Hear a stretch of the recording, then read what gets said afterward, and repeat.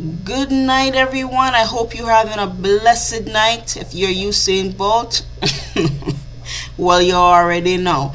Okay, you can see on the screen what this story is about. As I said before in my last video, I am following up with this story.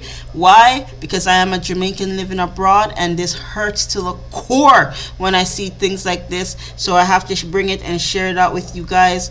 Talk it up in the comment section below. Let me know what you guys think about this, because honestly, as I said before, I'm disgusted to what's been happening to this man, and I feel like the situation needs to be rectified immediately. Okay, so I'm just going to be reading this. I'm getting this from CBC News, so I'm not making this up. Okay, I'm going to leave a link below so you can go and read the story yourself. I'm getting this from CBC. I'll be reading it, and after I'm done, I will be sharing you my response. Okay, let's get into it.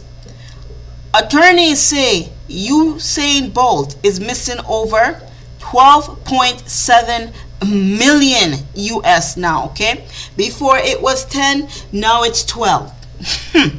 From account with the private firm. Okay, let's keep reading. Lawyers for Usain Bolt, one of the world's greatest sprinters, aka the Bob Marley of our time, said Wednesday that more than 12.7 million US is missing from his account, with a private investment firm in Jamaica that authorities are investigating. Attorney Linton P. Gordon provided the Associated Press with a copy of a letter sent to Stocks and Securities Limited demanding that the money be returned. Gordon said Bolt's account once had 12.8 million, but now reflects a balance of only 12,000 US. Well, you know what? That's better than the 2,000 that the man did have from before, no? Don't it? Anyways, if this is correct, he said, and we are hoping it is not, then a serious act of fraud, larceny, or a combination of both have been committed against our client, Bolt's attorneys say in the letter. They threaten civil and criminal action if the money is not returned within 10 days. Go and watch my video. What did I say? Legal and criminal lawsuits will have to follow. Stocks and Securities Limited did not immediately respond to a request for comment. On its website, the company asked the clients direct all urgent inquiries to Jamaica's Financial Services Commission, which is investigating the firm. We understand that clients are anxious to receive more information and assure you that we are closely monitoring the matter throughout all the required steps and will alert our clients of the resolution as soon as that information is available, the company said. The company has said that it discovered the fraud earlier this month and that several of its clients may be missing millions of dollars. Now, in the last report, they said they discovered the fraud in August. Never notified nobody. Never said nothing to nobody. It wasn't until Bolt came in December because he noticed a discrepancy in his account. Go watch the other video. Okay, when I follow this. No. Just this month them realize that the money's missing something. Alright, anyways, Jamaica's finance minister Nigel Clark called the situation alarming but noted it was unusual. It is tempting to doubt our financial institutions. Let me read that again. He said, it is tempting to doubt our financial institutions, but I ask that we don't paint an entire hard-working industry with the brush of a few very dishonest individuals. Stay tuned. I'm going to give a response on Mr. Nigel Clark.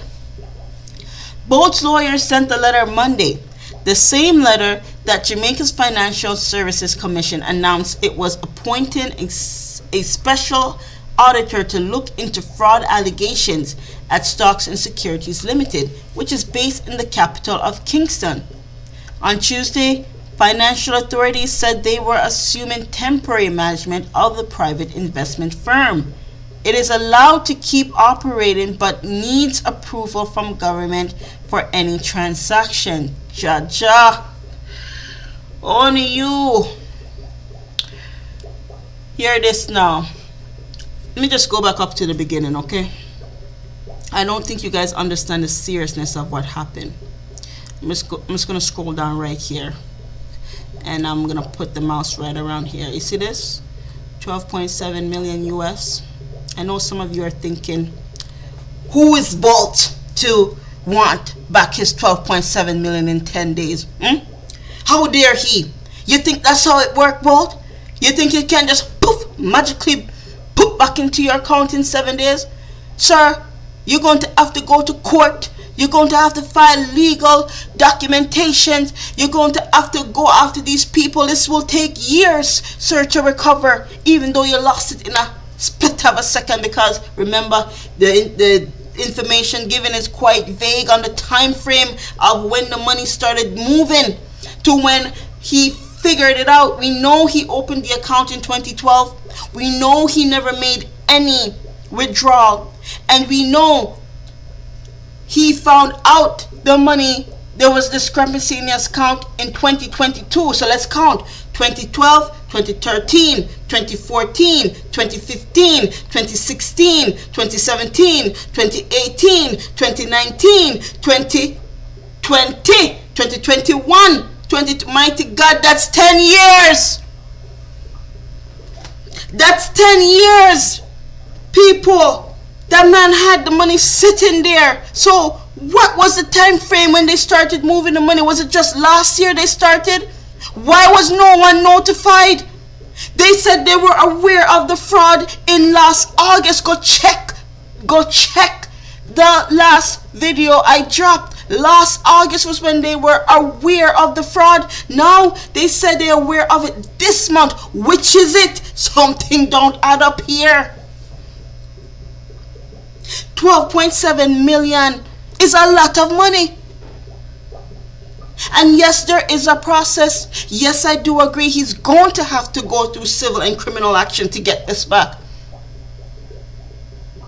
But just so you can have an imagination of what 12.7 million US, that's just US. Look at it, what it looks like in Jamaican dollars, okay?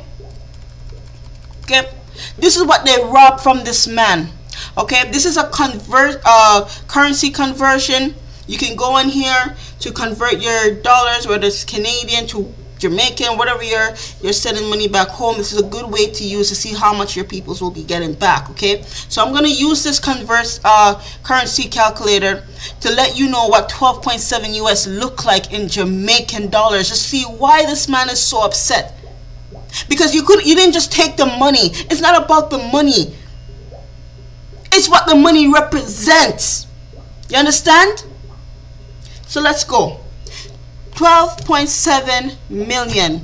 Right now that's 127 US dollar. That's 19,000 Jamaican dollar. Let's keep adding another zero. And the next one. Keep going. Where are we at now? We're at 127,000 US dollars. Keep going. We're not reached yet. We're not even half there yet. We're at 1.2 million US. Keep going. There it is, people.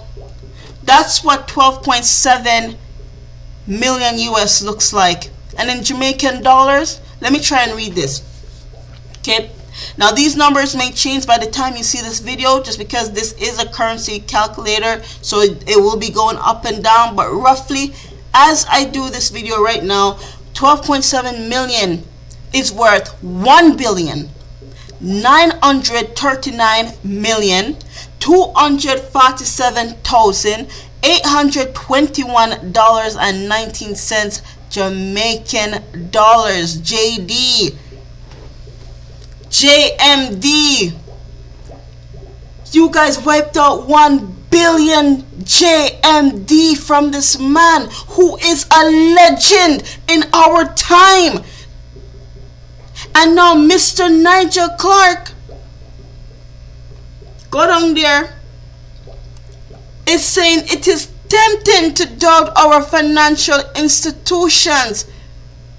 Sir, where is the accountability? These people wiped out 1.9 Jamaican dollars, and it was more people, but from him alone, 1.9 billion. Oh my God!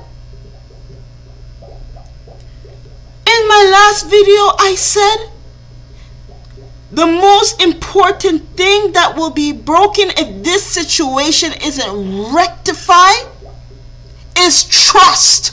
You need trust in financial institutions. You need trust. People need to feel like they can trust where they put their money, especially if that's their retirement fund. That's their little bread that they were going to have to sup upon when they can't produce anymore. You understand?